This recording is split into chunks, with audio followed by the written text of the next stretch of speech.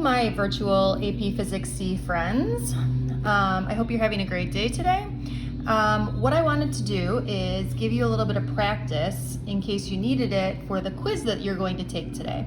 Now, what I'm doing is I'm starting with example 2. I also sent you example 1. If you don't need this video because you already know what's going on, then feel free to turn me off right now.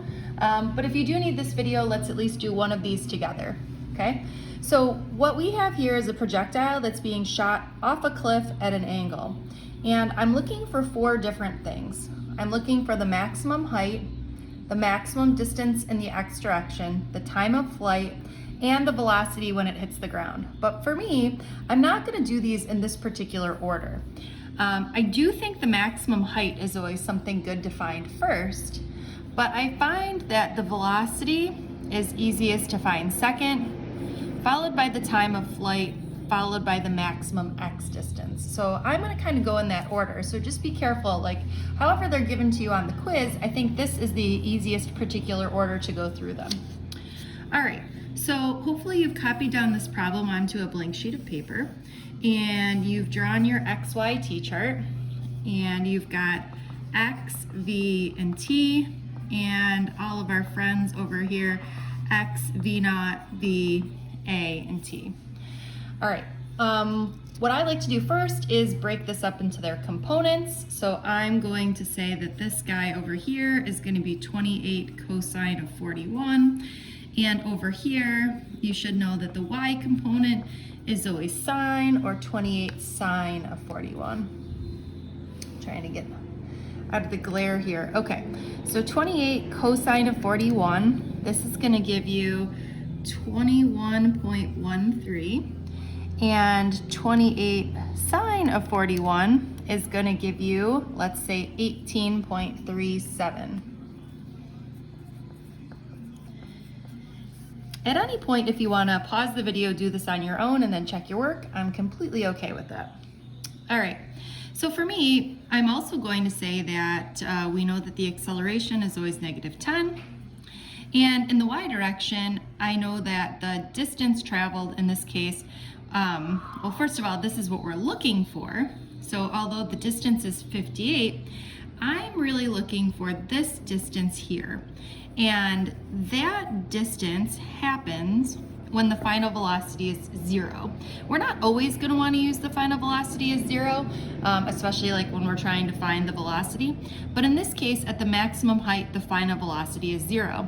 So if I pick the equation without t, I'm going to solve for v squared equals v naught squared plus 2ax. Okay, or I've got 0 equals 18.37 squared plus 2 times -10 times x. So 18.37 squared is 337.46. So I've got 0 equals 337.46 minus 20x, or if I add the 20x to the other side, I get 20x equals 337.46. Divide by 20, or I get 16.87. Is this the final answer? Is this the maximum height?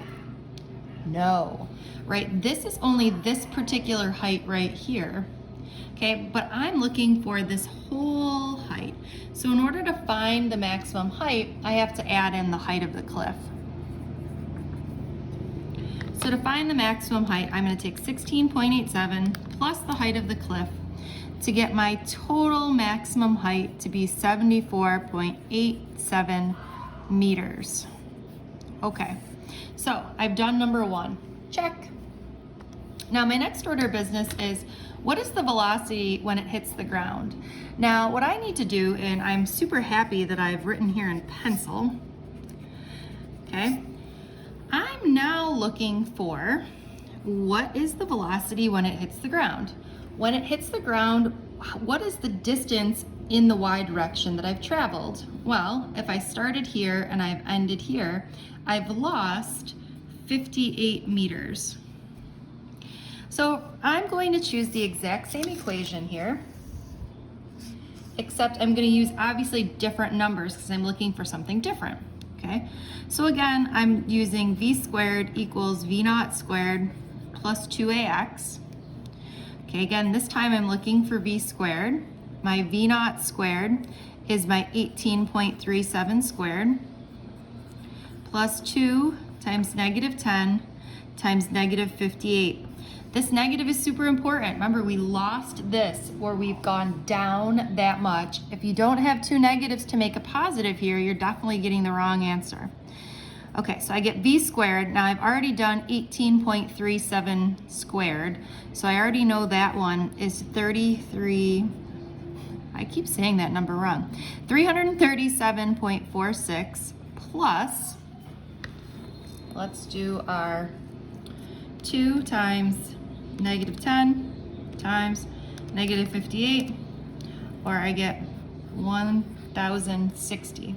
1,160. Ay, ay, ay. Okay, plus 337.46. So this is our v squared. I think I'm not going to even say the number. You'll just have to read it for yourself since I've been so successful. Okay, or if I take the square root of this, this gives me 38.7 meters per second. Okay, now, is this the velocity when it hits the ground? No. The velocity when it hits the ground, right? So I've got a component in the y direction, which is 38.7. Do you notice that this is going down? Whenever something is going down, we make it negative. And then we've got a component in the x direction. Remember, in the x direction, the velocity is constant, so it's always 21.13, okay? So when I'm looking for what is the velocity when it hits the ground, I've got really two different things going on here. Negative 38.7 and positive 21.13. Hopefully you're thinking what I'm thinking, and we're going to Pythagorean theorem this, okay? So I never like to Pythagorean theorem with a negative number because it could get messed up.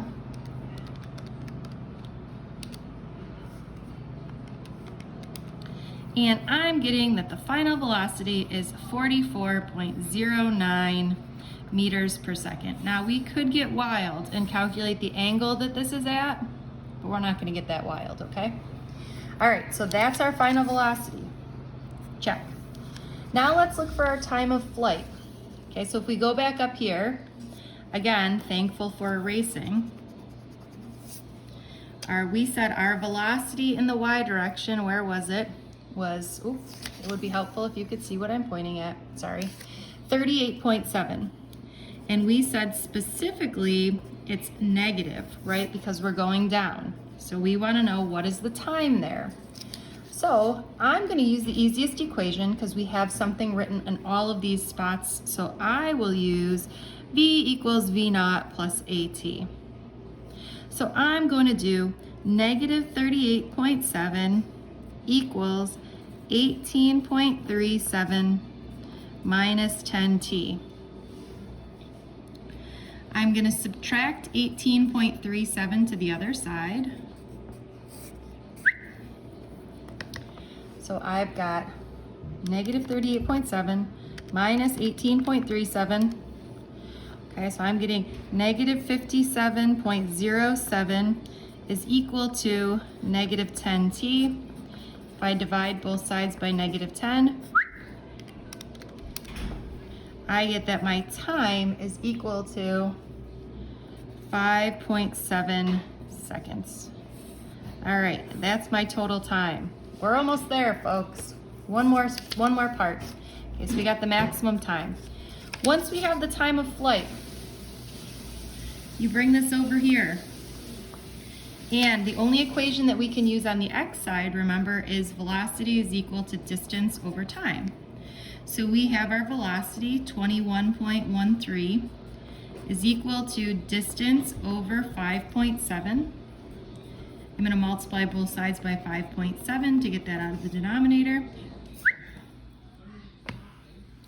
Or 5.7 times 21.13 is equal to 120.44.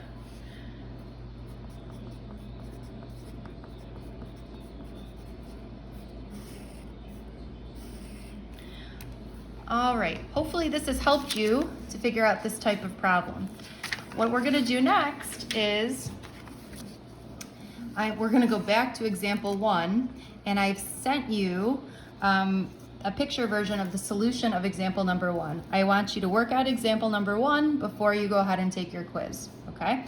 Check your work. If you have any questions, message me in Remind. Thanks, friends.